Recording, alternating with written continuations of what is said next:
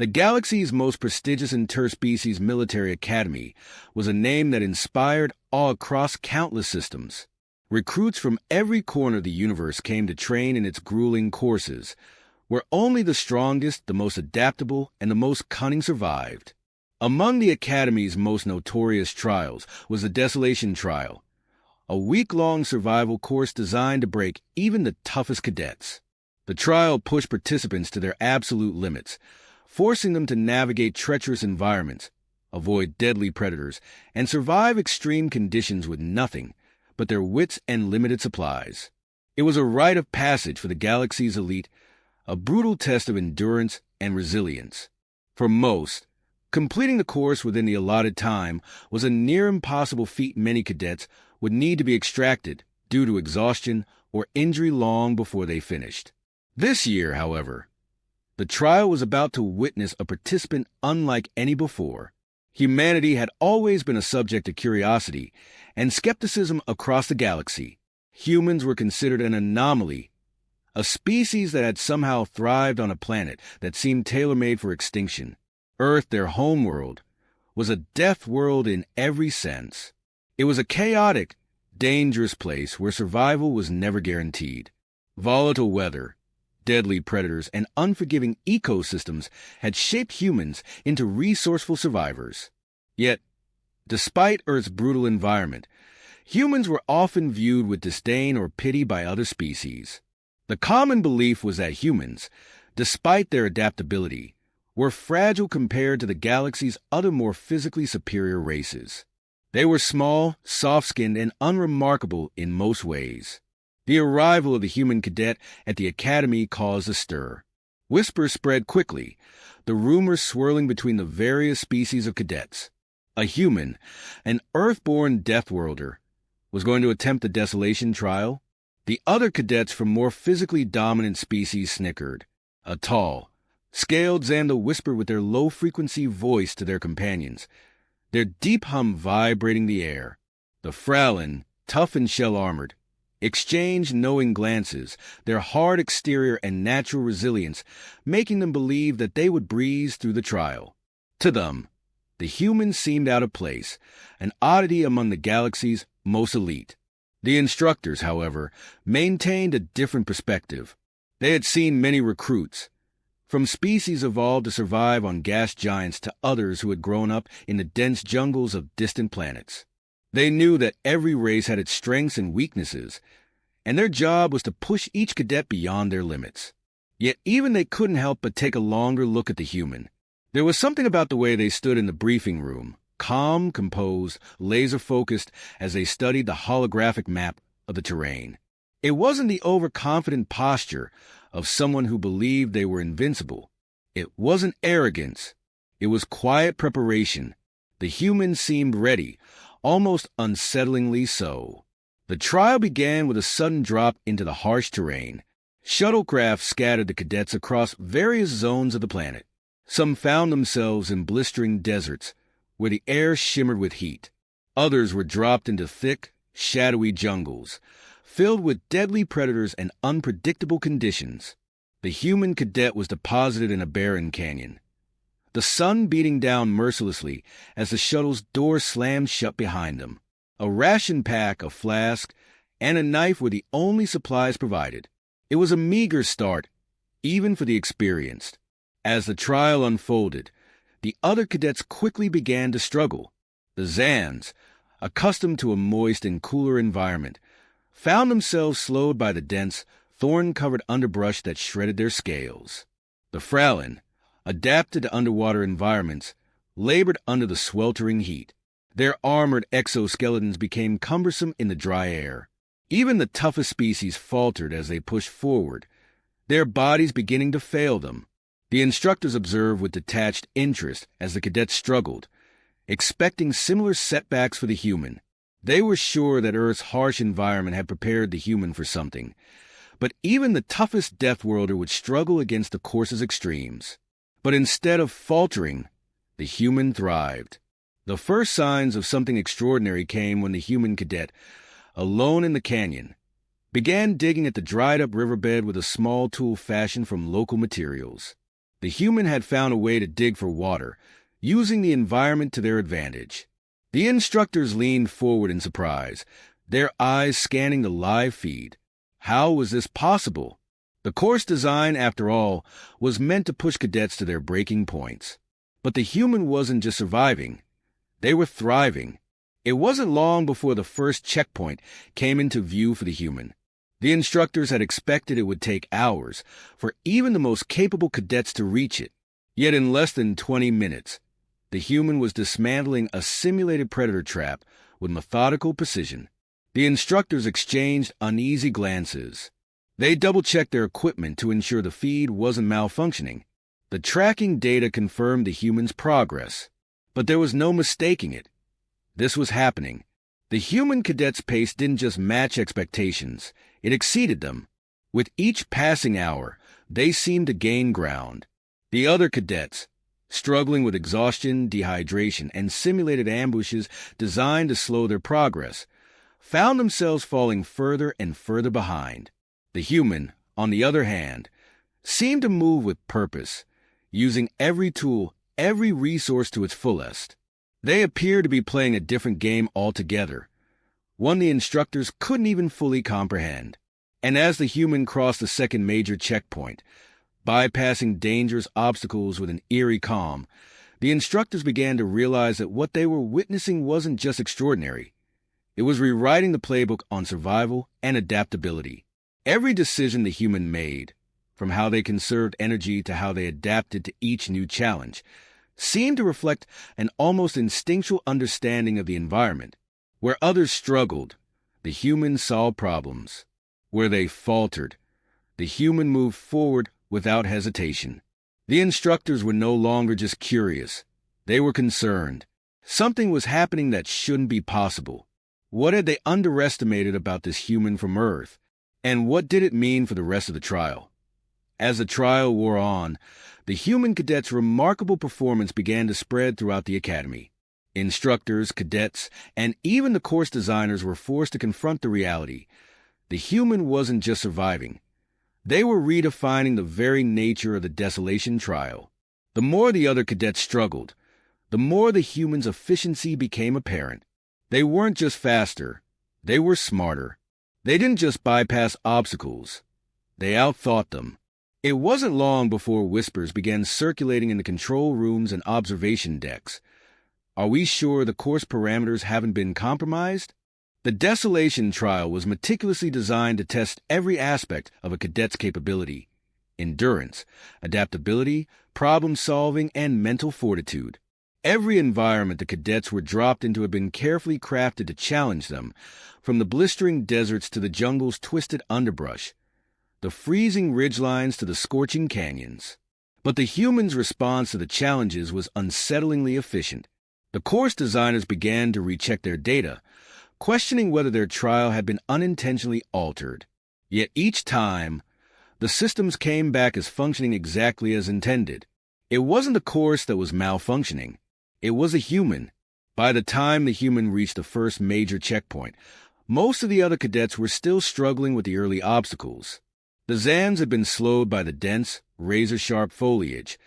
The Fraulein had been forced to stop and recover from exhaustion, and the amphibious Trilon cadet had been nearly incapacitated by the heat. Meanwhile, the human had reached the first checkpoint in less than an hour, solving problems that other cadets had struggled with for hours. They weren't just going through the motions. They were solving problems others hadn't even begun to notice. It was as if they were thinking several steps ahead, almost predicting what was coming next. The human's pace only accelerated as the hours passed. They were working at a speed that left the instructors baffled. How is this possible? One instructor whispered to another, unable to hide their growing disbelief. The cadets' every move seemed calculated, deliberate, and methodical. They didn't take breaks, not even for a moment. Their vitals remained stable, showing no signs of the physical exhaustion that had crippled so many of the other cadets. In fact, the humans' readings suggested they were becoming more efficient as the trial went on. As the human moved toward the second checkpoint, it became clear that something unprecedented was happening. The other cadets, still far behind, struggled against the course's demands. The desert had burned their skin, the jungle had worn them down, and the canyon's heat had sapped their strength. Meanwhile, the human made their way through each environment as if they were second nature. At one point, the human encountered a simulated predator trap set to spring when cadets wandered too close. Instead of simply avoiding it like the others had done, the human dismantled it with surgical precision, carefully extracting the trap's mechanism and reassembling it to serve their own purpose. Where others had taken hours to reach checkpoints, the human had accomplished each task in a fraction of the time. The instructors watched with a mix of disbelief and apprehension. Are we witnessing something impossible? They wondered. The human was no longer just adapting to the environment. They were mastering it. It was as though every challenge thrown at them was nothing more than a puzzle to be solved, an intellectual problem, not a physical one. And that was what truly unsettled the instructors. They had expected the human to stumble, to falter under the course's weight. But instead, the human had turned the trial into a demonstration of human ingenuity. In the control room, tension was mounting. Instructors exchanged worried glances as they reviewed the live feeds of the human cadet's progress. The usual signs of struggle that came with the desolation trial, exhaustion, dehydration, panic, were absent. The humans' movements were fluid, almost effortless. It wasn't just their physical strength that was remarkable. It was their strategic mind, their ability to read the terrain and use every resource available to them. This wasn't just survival. This was mastery. The control room was soon filled with frantic conversations. Should we stop them? One instructor asked, but another quickly dismissed the suggestion. The trial was designed to push cadets beyond their limits. We can't just intervene because one cadet is doing too well, yet. No one could deny the implications of what was unfolding. This human wasn't just outperforming their expectations. They were shattering them. By the time the human reached the midpoint of the trial, they had already dismantled more obstacles than any cadet in the history of the Academy. In a section of the trial where most cadets would require a full day to navigate, the human had completed the task in under an hour. This phase was supposed to be one of the most challenging, a bioluminescent cavern filled with traps and narrow passages. Cadets were often forced to slow their pace, carefully avoiding the glowing flora that hid dangers and setting traps for the simulated predators that lurked nearby. The other cadets struggled in the dim light, stumbling over obstacles, growing increasingly fatigued. The human, however, moved with precision. They had crafted a makeshift torch to light their path, illuminating the hazards ahead before they encountered them. Every trap, every ambush, was neutralized before it could become a problem. The instructors, observing from their observation deck, watched in stunned silence. This isn't just adaptability, one muttered. This is something else. It wasn't just that the human was faster. It was that they seemed to have a deep understanding of the environment itself. Where others had failed, the human thrived. As the trial continued, the other cadets began to hear rumors of the human's progress. Their disbelief turned to respect and, in some cases, fear. Those who had mocked the human at the beginning were now scrambling to keep up. Even the toughest species in the Academy couldn't deny it anymore. The human had become a force to be reckoned with. But while the other cadets struggled to adapt, the human simply pressed on, unaffected by the pressure that was beginning to show in the faces of their peers. The human was no longer just another cadet. They had become a benchmark, a new standard by which all other participants were measured. Yet, there was something else that the instructors couldn't shake, an unease, a sense that this was no ordinary performance. If a single human could achieve this, what did that say about the potential of humanity as a whole? Could they replicate this level of brilliance under even harsher conditions? And more troubling still, what would this mean for the galaxy if humanity's true potential had been so thoroughly underestimated? As the first day of the trial came to a close, the instructors gathered, deep in discussion. They couldn't help but wonder, had they been wrong all along? Was the human the exception? Or was this a glimpse of something much larger, something that might change the galaxy forever? By the time the human cadet approached the final stages of the Desolation trial, the tension within the academy was palpable. Instructors and cadets alike were watching, their attention fixed on the human's every move. No one could quite believe what was happening. The final stretch of the trial was supposed to be the ultimate test of endurance, a grueling ascent up a steep, icy ridge where even the hardiest cadets struggled to make any progress. Winds howled, ice shifted beneath their feet, and the cold bit into exposed skin. It was a place where most would falter, where every step required immense mental fortitude. But for the human, it seemed like just another challenge to be conquered. Liam clung to his brother, both of them trying to steady themselves as they were transported to what they could only guess was the heart of an empire they knew nothing about. Their eyes darted around, taking in the intricate alien designs that surrounded them. The walls seemed to breathe, glowing with soft, organic light that shifted colors, illuminating everything in an eerie, almost magical way. They were in a large chamber filled with holographic displays and strange, alien symbols. A few soldiers moved about, checking their weapons and equipment, while others communicated in a language the boys didn't understand. The air felt thick, foreign, and the sheer magnitude of what was happening was becoming more real with every passing second.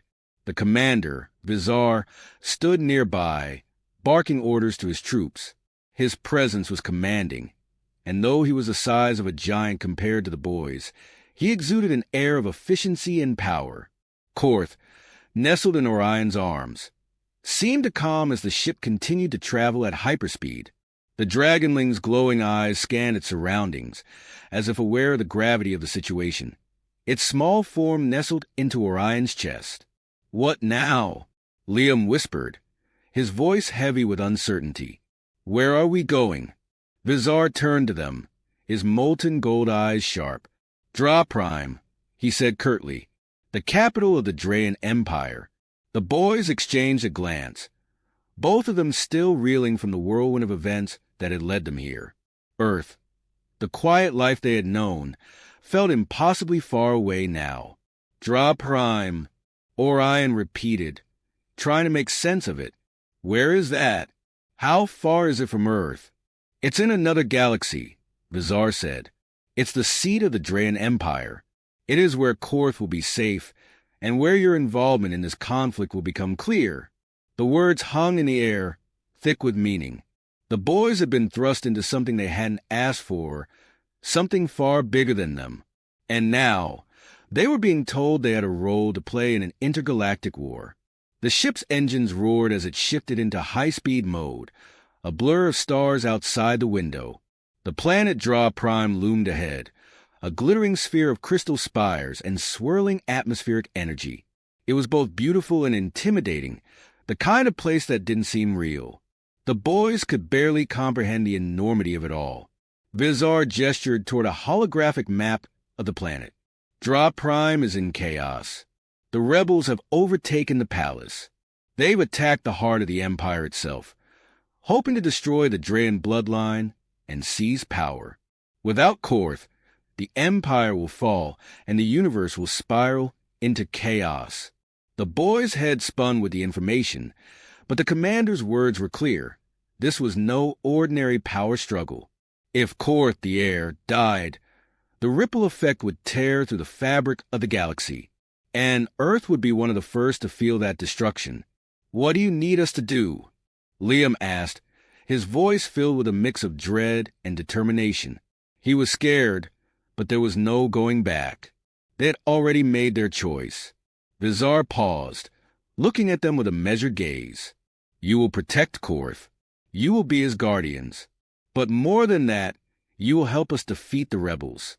You have imprinted on him, and because of that, you are now bound to him.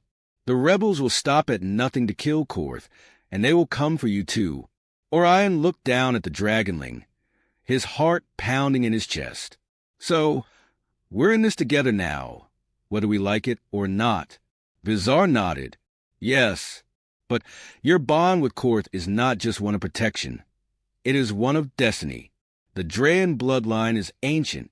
Korth carries the power of his ancestors. and he alone can stabilize the Empire's energy. Without him, it will all fall apart. The weight of the situation was overwhelming. The twins had stumbled into a galaxy-spanning war they didn't understand, and yet they had become central to its resolution. They were no longer ordinary boys from Sentinel Ridge. They were now guardians of the Drayan air. Before they could process everything, the ship began its descent toward Dra Prime. The views outside the ship's window grew closer, and the massive cityscape of the capital planet came into view. It was a world of stark contrast. Gleaming crystal spires reaching for the sky, surrounded by dark patches of damage from the rebel attacks.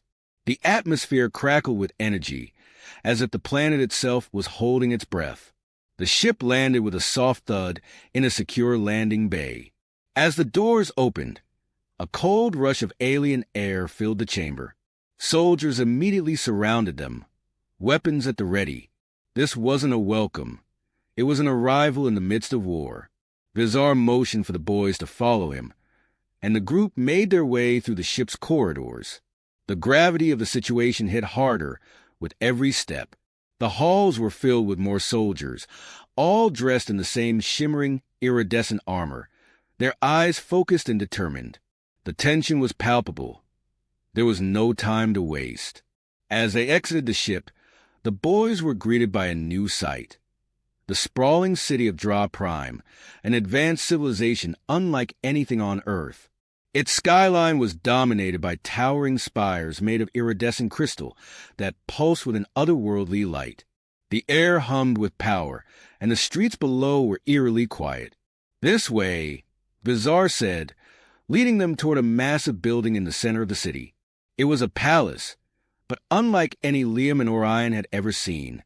The architecture was both beautiful and intimidating, with walls that shimmered in the dim light. The palace had been attacked, and its once pristine structure now bore the scars of battle.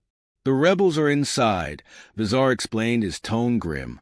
"They have taken control of the palace, and they're holding the Emperor's council hostage. We must strike quickly if we are to avoid further bloodshed."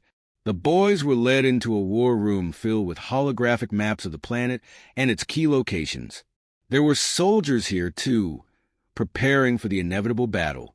The weight of their task was clear. The rebel faction wasn't just a group of insurgents. They were a serious threat to the stability of the entire galaxy. Liam looked at the holographic projections, the image of Dra Prime surrounded by military movements. He felt a surge of fear, but something else burned inside him, determination. He couldn't explain it, but he knew he couldn't back down now. The stakes were too high, not just for the Drayan Empire, but for Earth and for Korth, whose very existence was tied to the survival of so many worlds. "We have to protect him," Liam muttered under his breath, the weight of the responsibility settling onto his shoulders.